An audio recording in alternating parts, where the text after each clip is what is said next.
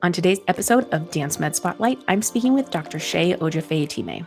She is the Director of Therapy Services for Alvin Ailey, a co-founder of the Dance Ready Project, and a published dance medicine researcher. She is an absolute powerhouse when it comes to things in the dance medicine and dancer wellness world. So there was so much to be able to learn from our conversation together today.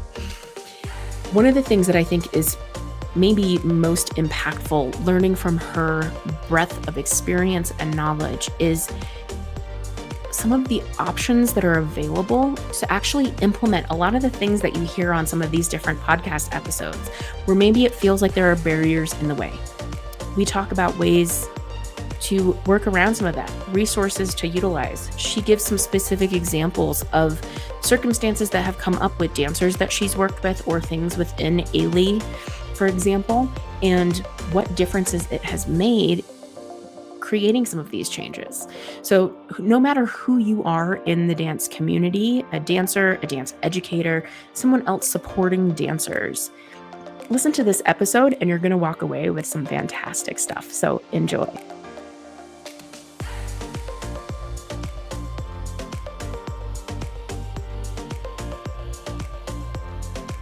Welcome back to another episode of DanceMed Spotlight, where we talk about all things dance medicine and dance science. I am super excited for my guest today, Dr. Sheyi Ojofeitimi. Welcome. Thank you.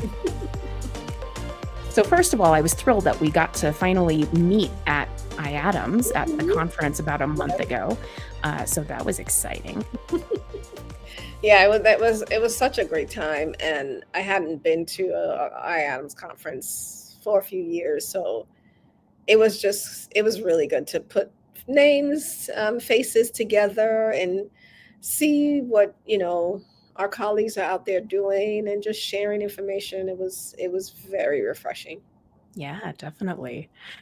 One of my first questions for everyone that I have on the show is, what got you to the point of where you are now, doing what you're doing, working with the dance community? Short story version. Short story version. I'll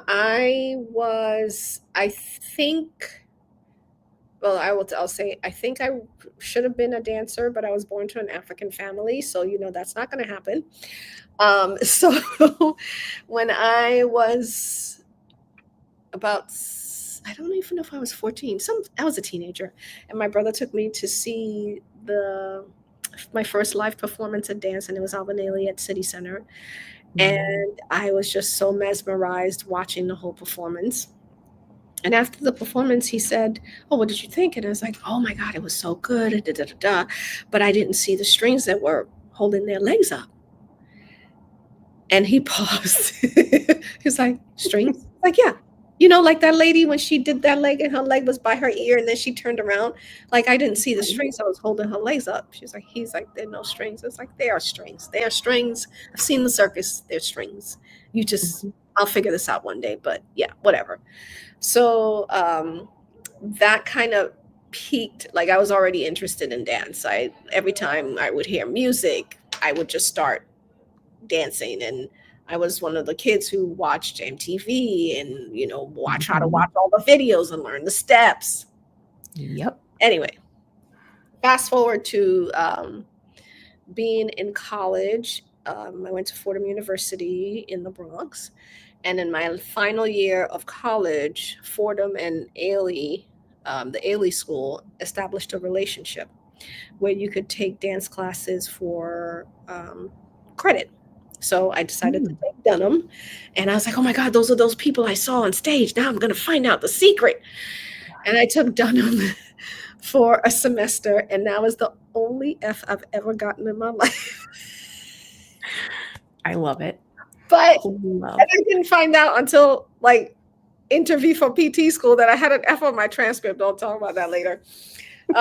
But it wasn't because I was bad. It was because the schedule was off. So Fordham would be closed, and then Ailey was still going on for another 2-3 weeks. I was like, "Come in, we're off." So, right? So it was for absence, not because I was a horrible dancer. But anyway, that experience really solidified my interest in these beings that I just didn't know how they did what they did. And I was just so fascinated. Fast forward, I was doing a career change because after Fordham, I did communications, and I was as an executive assistant in a PR firm. And I wasn't happy, so I took some time away to try and find what it is I was going to do. And in that process, a number of my family members are in the medical field. They were like, "Oh, you should go to nursing school. What about going to med school?" Made it like, I'm not doing all of that, dedicating the rest of my life. And then the aunt told me about physical therapy, and my question to her when she described it, I was like, "Will it explain to me how dancers do what they do?" And she's like, "Yeah." I said, "Oh, okay." And literally, that's the only reason I was That's like, amazing. I am going to let me look more into this. I was like, oh yeah, this will explain it to me. So I was like, okay, I'm gonna go to PT school. And got to PT school, went to West Virginia University, and fell in love with physical therapy. But the whole time I was there, from day one, they asking everybody, what is it that you want to do? What population? Everybody's like, peds, I want to do sports, I want to do, this. And I was like, I want to work with dancers. And Mhm. at the time, I didn't know that job existed. Like, I just knew I just wanted to do something with them. So Yeah. in my final affiliation at um, at a clinic, that I walked into the clinic that morning, and on the coffee table was a Health Style magazine that had a dancer on it in a white costume. And I finally got to meet the dancer. It was Duana Smallwood. She was in the costume for Cry. And I was like, that's an Ailey dancer. What is an Ailey dancer doing on the Health South magazine? I read the article, and it talked about the physical therapist that worked for them. That was the first time I realized that dancers worked with physical therapists. I was like, wait a minute, Mhm. there are people who do this? So I wrote a letter, and I explained that I would like to do an internship. And that was in 2000, the year 2000. I did my internship from 2000 to 2001, and it is now 2024. That's phenomenal. And talk about just like full circle. I mean, everything has sort of evolved around this. It started with seeing Ailey dancers, interning, and now being the director of therapy services for Ailey. Yeah, I keep telling them, like, it's funny. It's and most of the people here always have some kind of story of how Ailey was intertwined and popping up in their lives. I was like, it was just meant to be, and I've never looked back. Hmm. I love that. That is such a cool story.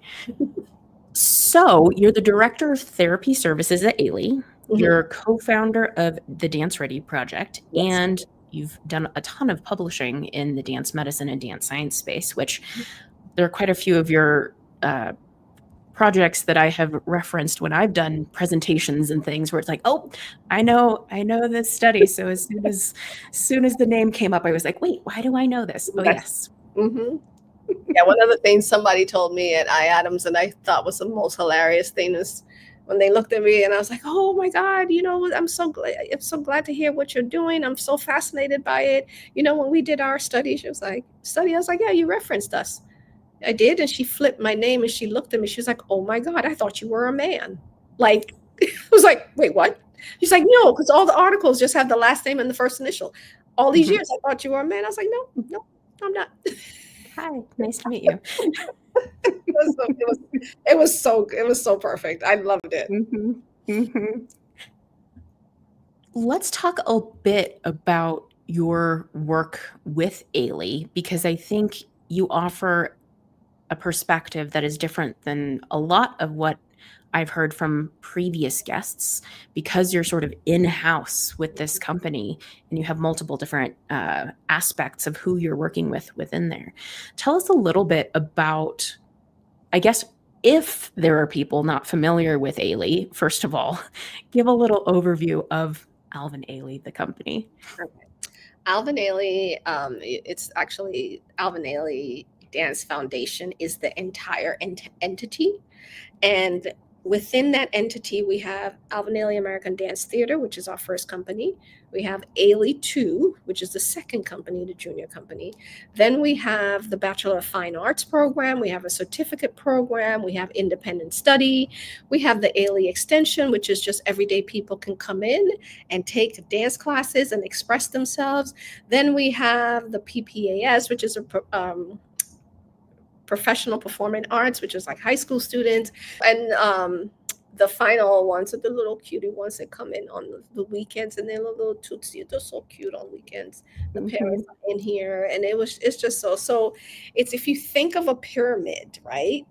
It's like the bottom all the way to the top. So the top is first company, and then there's a tier. And in the amount of, in the generations or the decades I've been here now, I've seen people who started out at like either PPAS or certificate go all the way up to the first company. So it becomes like, you feel like they're your kids. You're just like, oh, you made it. Oh God, I remember when you used to come in for your back. How's that back doing, by the way?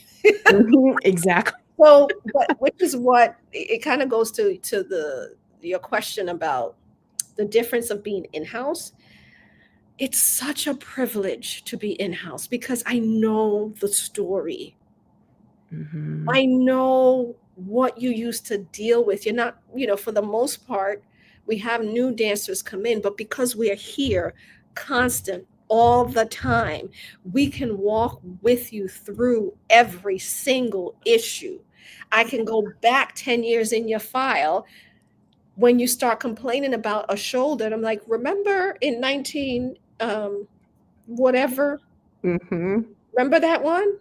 You're now 20 years older.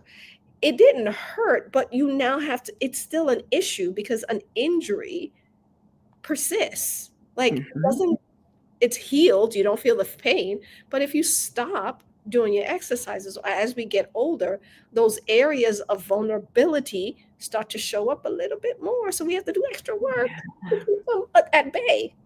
Yeah. Being able to have those conversations, making those connections for dancers, and being able to advocate for them. That's another thing. Being on site and having developed relationships with artistic staff, management. They're like, well, there's no folding of hands. Like, what do you want to do? We have a place where, our artistic director or assistant artistic director, they'll be like, weren't you told not to dance full out? I love that. And then just like get a text message, so-and-so is in here acting, and they're like, and you just walk upstairs. What? I was just feeling it. I need you to feel it at 50%.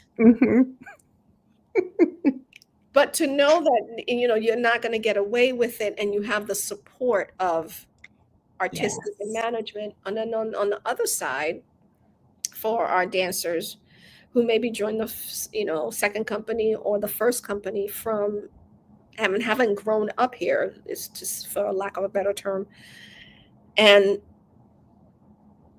to find a way to navigate that you are now cared for. Yes. That shift it's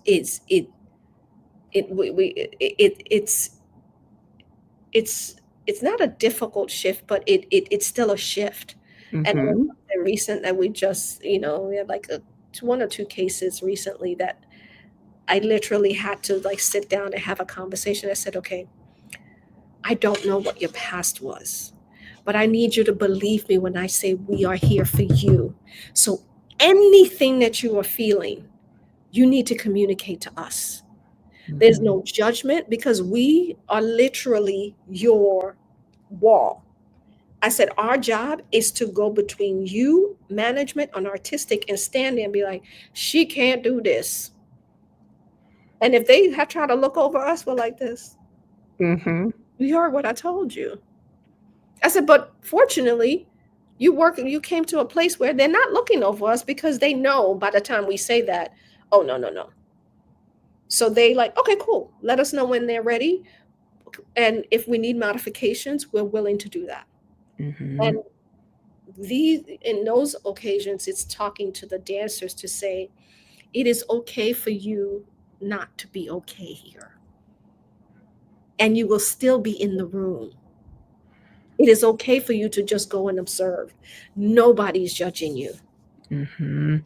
And that is so incredibly powerful, because I think all too often in the dance community, there's this idea of, I don't want to tell people I'm injured. I don't want to show people that something's going on because of consequences X, Y, Z. No one's going to understand. Like, I mean, there's a whole laundry list, because that has been an experience that a lot of dancers have had. Mhm. So then being able to be in an environment like yours, yeah, I'm sure that's just sort of like when they get there. Yeah. And it often involves tears, or I I've always had to take care of things. I've always had to take care of myself. And I'm like, and that's not what you have to do here. Mm-hmm. Because that's why we have a system in place and we have people in place. It was one instance where I literally, a dancer called me. I was like, where are you? He's like, oh, I found a doctor online and I'm in their office. I said, I need you to walk up to that front desk and tell them you're leaving. Mm-hmm. He's like, wait, what? I said, I need you. I don't know who that person is. They don't know what your situation is. And I know where we need to send you. So I need you to walk out of that office and I will send you where you're going to go. And it was just like, oh. And I had to call him back later and apologize. I was like, okay, I knew I sounded really frank and irritated with you, but this is why. Mm-hmm. Because you end up with any Joe Schmo and then they could mess things up for us. And I'm Mm-hmm. sure, because we need to determine whether or not you can get on a plane next week. Right. We don't have time to be, no, we have systems in place. He was like, oh, I was just so used to, having to handle it and then come, you don't have to do that. We can do that together, but if you follow Mm-hmm. that we have. So those two things are the biggest things about being in-house. Mm-hmm. And then the typical, like what the article already showed, that when you're in-house, you handle injuries, like complaints before they become injuries. So you actually reduce workers' compensation claims, and then you Mm-hmm. reduce lost time, and you have happier staff members. Right. Exactly. Imagine that. Yeah. And I mean, like, speaking of the article, so like I preemptively pulled this up just in case I wanted to like pull something from it. But like one of the things that looking at numbers, annual number of new workers' compensation cases went from a high of 81% to a low of 17%, and decreased the number of days lost from work by 60%. Those are not tiny numbers. No. And that was of what, a 6-year analysis? Let's see. It was a 3 5-year period. Oh, yeah. Mm-hmm. So Yeah. So it's not like it took decades. no. And the thing is, at least we could track what went down. But there's no way to track injuries that didn't occur because you had treatment. Right? Mm-hmm. So we were just assuming that if things continued the way they were, we were high at 81%. Mm-hmm. It could have been the following year, could have been 90. It was like, but no, it just kept going down.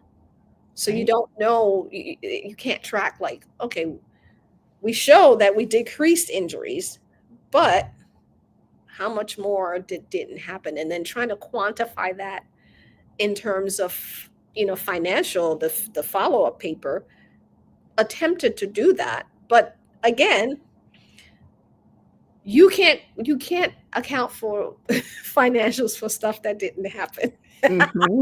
Because so you're like, it would have cost you this, but we don't know what that is. So you just have to do a general estimate, but it was good. Yeah.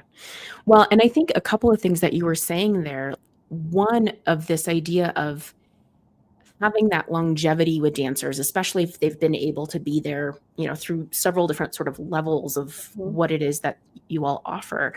I mean, I noticed with some of the dancers who've been with me for 3, 4, 5 years now, I'm getting to see some of that same stuff of like, hey, remember when we were working on this? We need to go back and work on this a little bit. Or, you kind of know where they've been, what you've already tried. So you're not starting over with things all the time.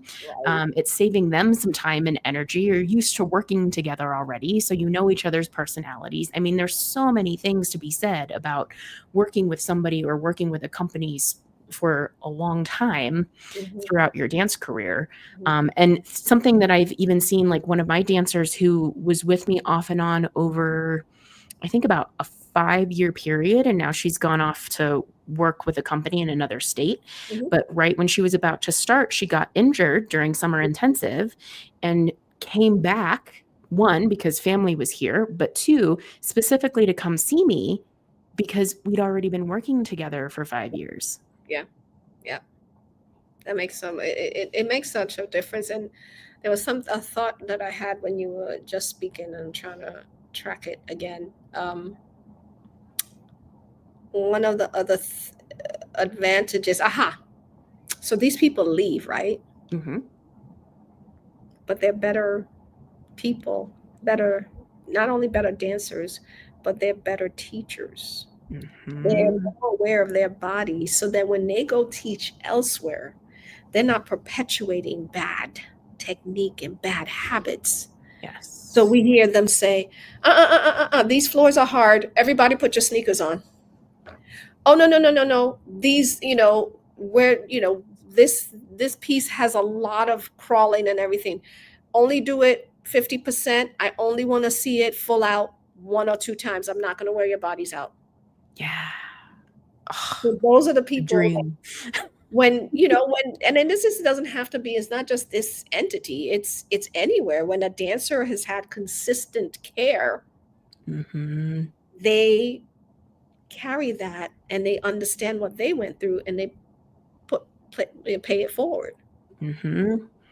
Yeah. And it's those learned behaviors and skills, and even promoting mental health, fueling appropriately, hydrating appropriately, being able to model that to the dancers that they're working with and share some of that information, or say, hey, like reflecting back, I worked with a dietitian and I found a ton of benefit from it. Mhm. Maybe this dancer that I'm seeing should also talk to a dietitian. Maybe there's something going on there. Exactly. And just so that we're so used to in the dance world always talking about, oh, the old school mentality, just negative. Well, that's how we do it, and that's how you should do it. Well, just like bad behaviors and patterns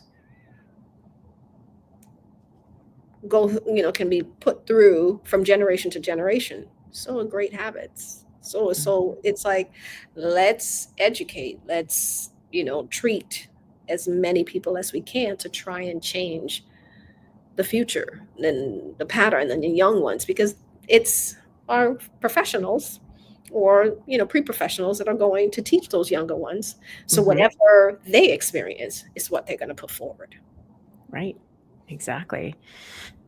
I think another thing that is an interesting opportunity to kind of talk about here too is this idea of how some of these different ideas can be implemented somewhere. And this is to a point of, a presentation that you were a part of at Mhm. iAdams this year as well. But I think a lot of times when particularly studio owners or convention owners or that sort of thing hear these conversations of, you could have relationships with people to have in-house or have different services available, or hear things that your dancers should be doing or should have or whatever, it's easy to go, I don't have the time or energy or money, or, there's so many things that feel like barriers when Yeah, in reality, there's so much opportunity there too.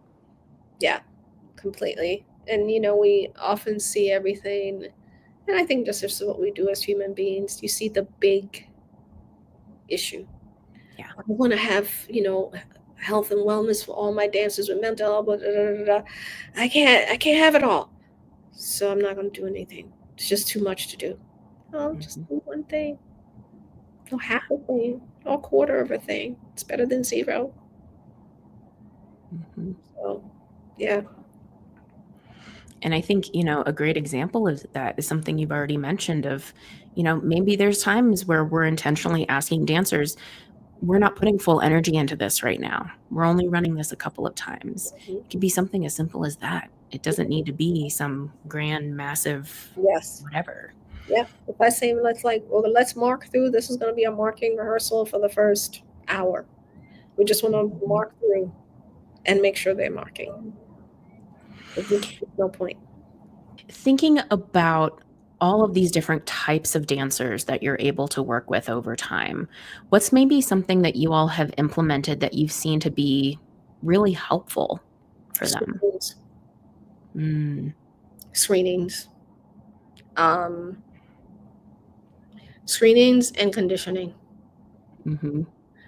And number one, doing the screenings in a way that is, understandable, like getting them the results in a way that's understandable to them.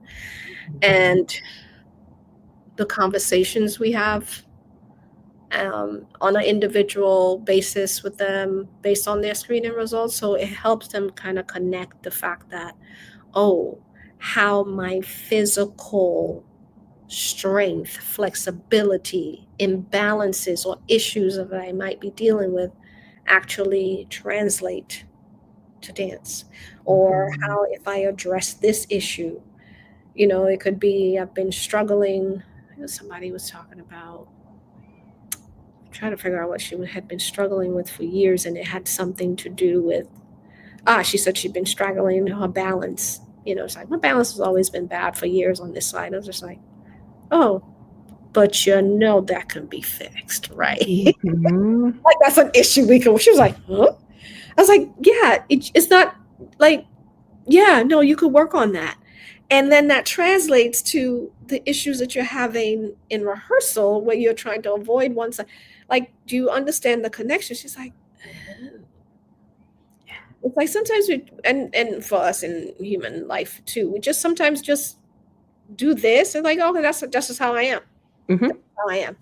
Mm-hmm. Like, yeah, no, but we could make it better. We could make it. Yeah. Well, and I think that's a really good example of something where, again, I think dancers, people in general, and thinking physical therapy, but dancers included, kind of think, oh, I have to be injured or I have to be this injured to go work with somebody like a physical therapist.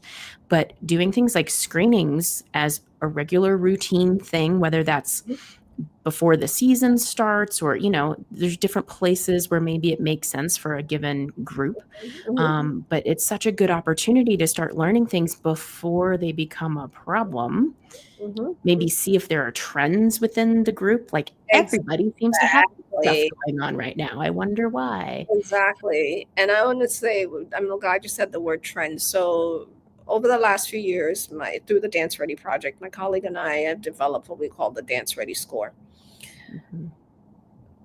It's a screen, but what was different about it, and this was my pet peeve with most screens that are available, is that it's in our language. Mm-hmm. We're using either dynamometers, we're using muscle memory, like, oh, fair, poor, relative, I'm looking at your valgus and what? Dancers are like, what does that mean? So we came up, kind of developed, worked with a software developer and created a screen that spits out a PDF that's a visual, that gives you a graph of your lower extremity that says, posterior chain, anterior chain, your quads, your glutes and stuff. And you see where you fit, like what percentage you are, right? And there's a line that says 80% that goes across, and you see where are your bars based against that. But the best part about it is my colleague Danelle Dixon in Washington, D.C., she is a dance medicine therapist, fabulous. Works with the FIFA school and a few other schools there. She's, I think, doing stuff for what's this name of this stage company? She's covered at the Kennedy Center, a few other places. We've been using our screen on her population for a number of years, and she's able to show trends. Like when she does the report from the screen, if you see a pattern across the group that all your dancers are showing up in, they have balance and proprioceptive issues.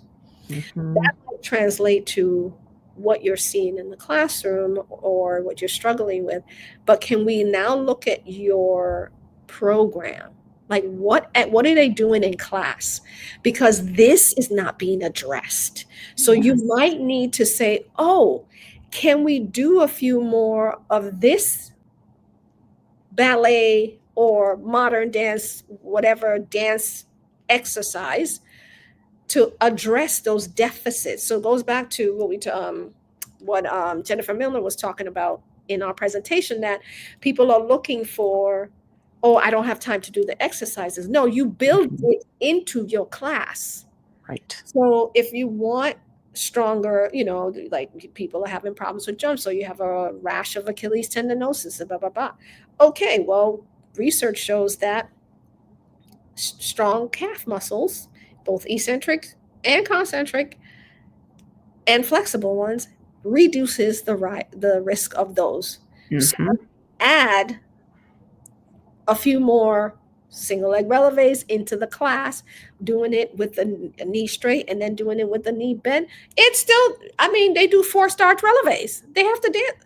Can we incorporate that into the class? So then you're not trying to find outside time to do these things. Right. But when the administrators, like she puts out the report and they can see the patterns, and then they see how things have changed over the years because they incorporated the suggestions. Mind blowing. Their minds are, they're like, Mhm. what? Yeah. That's And so cool. she worked with a small company, did a screen on them, and the artistic director, was complaining that there's a number of dancers, they were having specific problems with a certain section of a piece. They just can't do it. And she's like, I don't understand why you don't understand that, because the results of their dance ready score told you they weren't ready for that. Mm-hmm. And she said, when she said that to him, he was like, wait, what? He's like, they don't have enough strength in this area to do that.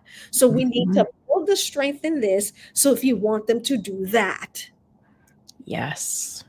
and he was like, whoa, wait a second. And then he became like the biggest cheerleader for screaming and getting the results. I was like, oh my God. Mm-hmm. Yeah. And I mean, it really is that. It's like finding these links and ways to work it in. Or, if there's a piece that's coming up that is really high energy, really high endurance and that kind of thing, maybe find ways to work in some more cardio work and things like that in class to challenge the system so that they're not out there and like because they can't breathe 2 seconds into it. And then it's when you get fatigue is one of the reasons people get injured. Right. Exactly. So, one of the things that I really appreciate about Alvin Ailey as well is, so you have the main company and then you have your touring company. And I know this because I've helped before. Yeah, both companies tour. So we have our main company, first company, and second company, both tour. Yes, thank you for that clarification. Mhm. So for touring, having folks on the road available Mhm. to work with them, whether it's somebody who travels with or people who you find in the area to help on site. Yeah. Talk a little bit more about that. So with our first company, we have a therapist that is always with them at all times whenever they travel. Our second company, when they travel, wherever they are, prior to second company didn't used to travel so much internationally, but now they do. And we've developed a network of therapists that we call on. And we just look up in the local areas like, hi, would you be interested in doing some backstage coverage for our company? This is what it is. And back in the day, this is, dance companies don't have money. Back in the day, it was for, you can watch a performance and get a poster. Mm-hmm. Mm-hmm. And it's just like, and believe it or not, people would be ecstatic to do that. So it was just like, great. So that's right, exactly. So Yep, that's me. I have my poster in the clinic. I'm just like, that's a way to, if you don't have money, that's how you get things done. Mm-hmm. And, the therapist gets to bring a guest, and they get to interact, and they get to get the dancers to sign their poster. That's a value. So Yeah. yeah, but it really helps because, again, touring is brutal. Yeah. And as much as, I mean, Ailey tours, it is brutal. You don't realize how exhausted you are as you're going from city to city to city. Hmm. And dealing with that, and then not having access to the care that you need, it makes it really hard. So having those resources, I know our second company is always like, do we have PT in this city? Do we have PT in this city? And then when they come in contact with like an exceptional dance medicine therapist, I get phone calls. Look, this person is da da da da. You need to call them every single time. Hmm. Can they meet us in the next city? No, the next city is 7 hours away. No, they can't meet you there. That's hilarious. But Yeah. And one of the things I also remember from one of the sessions at IADAMS talking about traveling with flooring for the yeah, dancers. yeah. So the first company we have travel with their own sprung floor, which really is a luxury that a lot of dance companies don't have. Hmm. And it makes a difference because then you're not worrying about it removes one parameter that you don't have to worry about. I know what the floor is going to feel like. It's our floor. We're used to it. We know how it works. That this is great. Versus if you don't have it, and you're like, oh, I don't know what the studio is going to feel like. Oh, I don't know if this is hard. And if the piece involves a lot of jumps, they're just too many factors that things that can go wrong. Hmm. And if you have the ability to do that, it's great. Or if you can't travel with your own floor, just communicating with the places that you are going to, and having someone making sure that the floors were tested, and make sure that they do have sprung floors, or Hmm. and that's sprung floors for, I think, pretty much every dance genre. But if you're talking about um, hip hop dancers or breakers and stuff, Marley's not really great for them because they can't. All they need to be able to twist, and that just causes a whole lot of restriction and friction that Yeah. causes them to twist in the knee. So knowing who's coming and what their needs are, and if the company themselves just have the information ready to share, present it, ask. Hmm. You can lose nothing by asking. I always say, if Definitely. you don't ask and they could have done it, then you've really lost something. Hmm. And that flooring makes such a difference. I mean, I know, so I do a style of dance, West Coast swing, Mhm, and we have suede shoes on a hardwood floor. A mhm. lot of the competitions I go to use the same floor guy. Okay. So it's the same floor that's traveling around to different states, but sometimes I get surprised and it's not the usual floor guy or something came up. And you go from knowing what to expect to having a floor that feels like ice that you're dancing on because it's so slippery, or you have a really sticky floor, or, who knows what. And so, yeah, trying to adapt to that and sometimes not finding out until you're actually there about to compete and dance Mhm. because there wasn't much time to actually test it out ahead of time. That Yeah. is not the time to find out that the floor is not as you expect. Nope. Nope. Nope. All the things that dancers have to consider and deal with. You're just like, uncertainties, uncertainties. So, Hmm. Let's talk a little bit more about Dance Ready Project, mhm. since you mentioned that. So, for folks who haven't heard of that, tell us about it. The Dance Ready project was literally birthed out of the pandemic.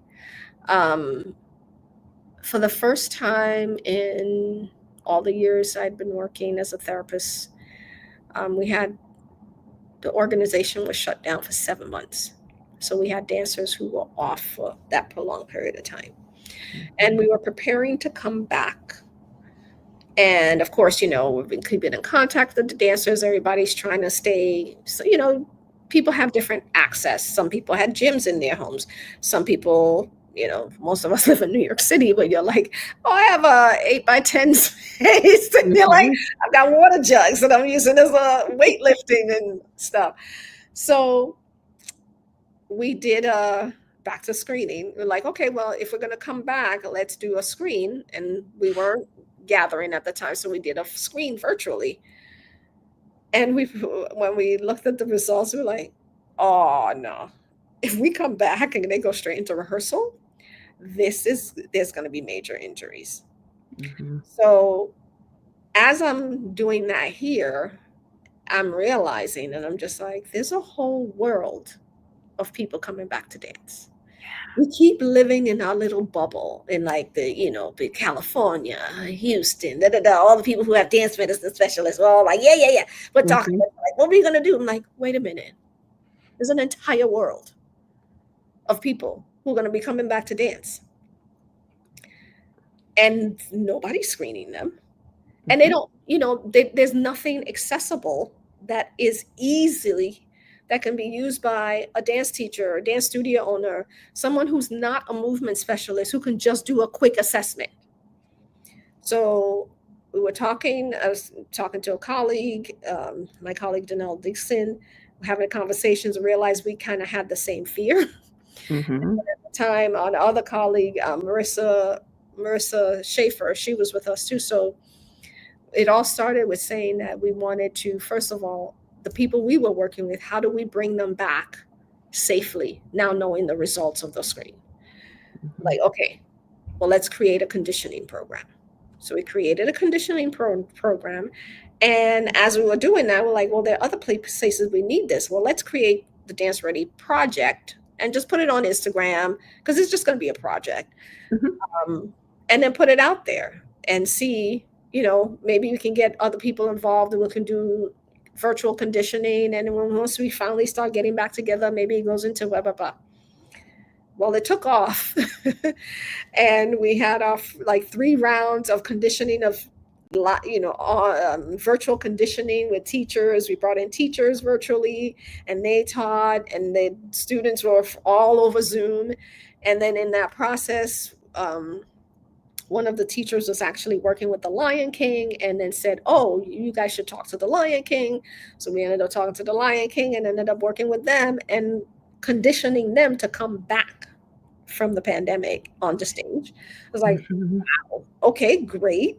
So that's how the Dance Ready project came to exist.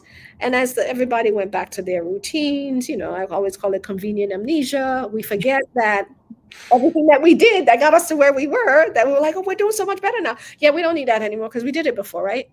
Mhm.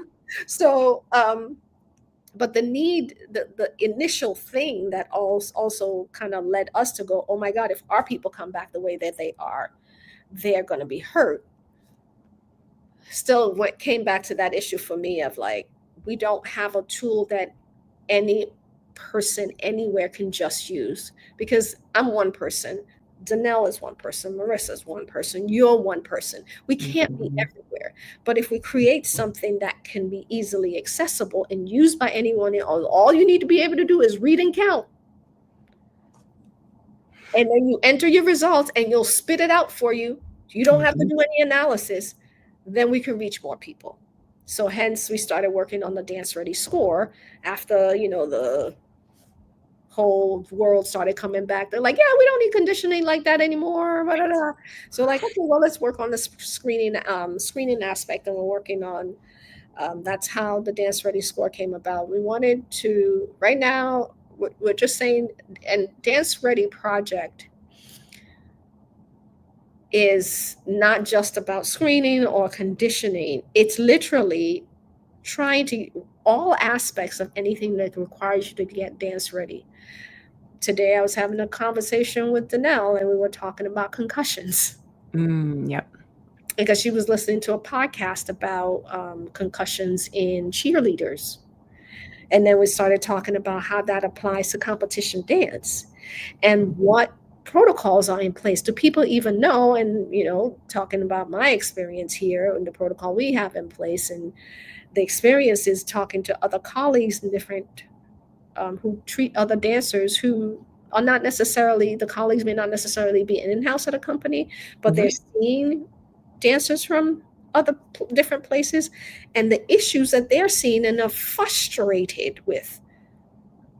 It's like, so if it's not there, I guarantee you it's not in competition dance. Mm-hmm. So we're like, okay, well, we're building one thing. There's so many aspects of being dance ready, like your nutritional aspect, your mental health aspect. Now, are we trying to cover everything? No.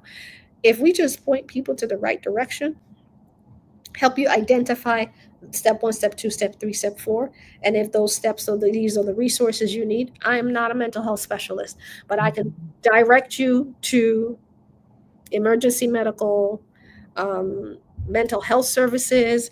I can direct you to sites and resources that might be in your local area where you can find a mental health specialist. Same thing for a dietitian, nutrition, all of that. That's where we're trying to build this up to go. And I keep saying this, recruiting an army. We need volunteers and preferably students, because again, I'm always about, if you teach them early, Mm-hmm. you can completely change the environment. Yes, most definitely. And I love that. I mean, it makes me think also about, this return to dance, whether it's returning from 7 months off during the pandemic, or it's you're returning back after an injury, or you've had whatever sort of hiatus for whatever reason, it doesn't matter. Yeah. It's all too common that dancers just go right back into it. Or I've seen way too many times where they're working with one of their docs who is not a dance specialist, who, maybe they had a fracture, maybe they had an ankle sprain, who knows? And they're like, okay, you're clear, you can go back to dance. And it's like, they can't even do a plie. And you're telling them that they can go back to their competition routines that they're doing 11 of this weekend, and they haven't been dancing hardly at all for the last 6 months. Yeah, that's not a good idea. And, so, I mean, I see that way too often. And luckily, the folks who have already been working with me, they go, this doesn't sound right. Maybe we should work on stuff. Can we talk about this? Yeah. Can you refer me to? Yeah. That's exactly it.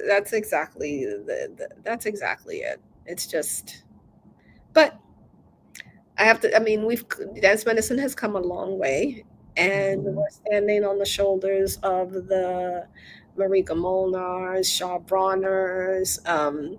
There's so many others that have kind of paved the way for, whether they're physical therapists or Dr. Hamiltons, they're just, they've paved the way, and we're each step, our generation, and there's a next generation that was coming after that's, it's already here, because depending on how old you are, and the next generation after that, and it just should just keep getting better and better. It should just get better and better. Yeah. And there's so many opportunities for dancers and dance studios, convention owners, whomever, to get connected with different resources and specialists and information that's out there and that sort of thing. So I think the sky's the limit for where all of this can go to help out the dance community. That's for sure. Yeah, totally. Well, I think this is a good opportunity for a special segment on the show.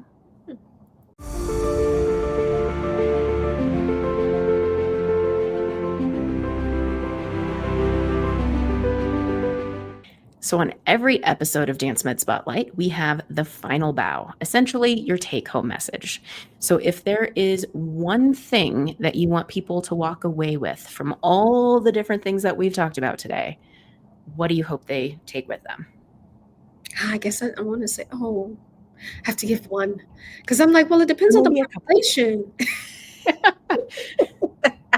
There's wiggle room. I was like, are they dancers? If you're a dancer, I want you to know that you are an athlete, and you need to recognize yourself as that, and therefore respect your body as such. Therefore, seek the resources that you need. Make sure you take time for your body and take care of your body. Go to Alyssa, go to Dance Ready Project, go find people and make sure you're taking care of your body. You only have one. It is one. It is your instrument. you need to make sure it stays tuned. Message to dancers. Message to dance teachers, owners, and just anybody who's an educator in the dance field. There's a lot of information out there that can really help you get your dancers to the next level. There's a lot of information out there that can help interpret what you're trying to get your dancers to do. You're like, oh, they're not hearing me. It would be worth connect with a movement specialist to kind of what we call decode dance.